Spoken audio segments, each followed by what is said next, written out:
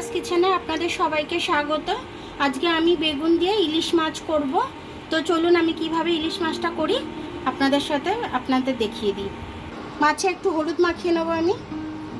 আমি আগে নুন দিয়ে দিয়েছিলাম, ওই জন্য নুনটা এখন দিচ্ছি না। এবার আমি মাছগুলো ভেজে নেব। তেল দিয়ে দিয়েছি। সর্ষের তেল না হলে ইলিশ মাছ রান্না করলে স্বাদ আসে না, স্বাদের মতো স্বাদ আসে না। তো তার জন্য আমি সর্ষের তেল দিয়েই ইলিশ মাছটা রান্না করছি। আমি খুব একটা কড়া করব না, হালকা করে ভেজে নেব। ইলিশ মাছ বেশি কড়া করে ভাজলে টেস্টটা চলে যায়। আমি পুরো সর্ষে ভিজিয়ে নিচ্ছি।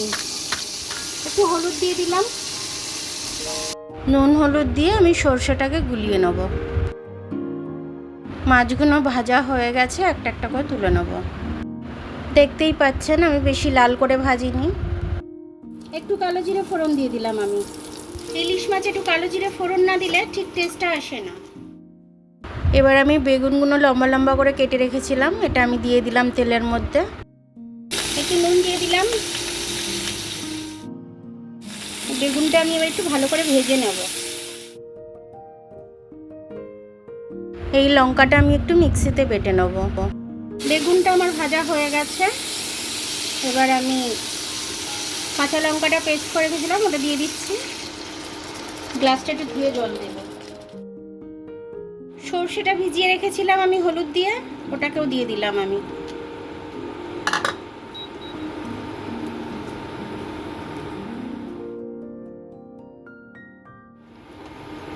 এবার মাছগুলো দিয়ে দিচ্ছি।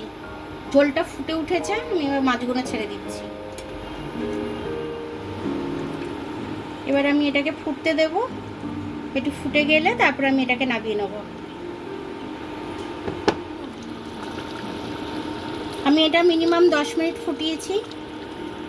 10 মিনিট ফোটানোর পর আমি এটা দেখে নিয়েছি সব কিছু ঠিক আছে। এবার নামিয়ে দেবো আমি এটাকে। ঝোলটা আমি এরকমই রাখবো। এবার আমি নামিয়ে নেবো। এরকমভাবে আপনারা করে খাবেন, খুব ভালো লাগবে খেতে। দেখুন বন্ধুরা, আমার বেগুন দিয়ে ইলিশ মাছের ঝোলটা কিন্তু খুব সুন্দরভাবে হয়ে গেছে।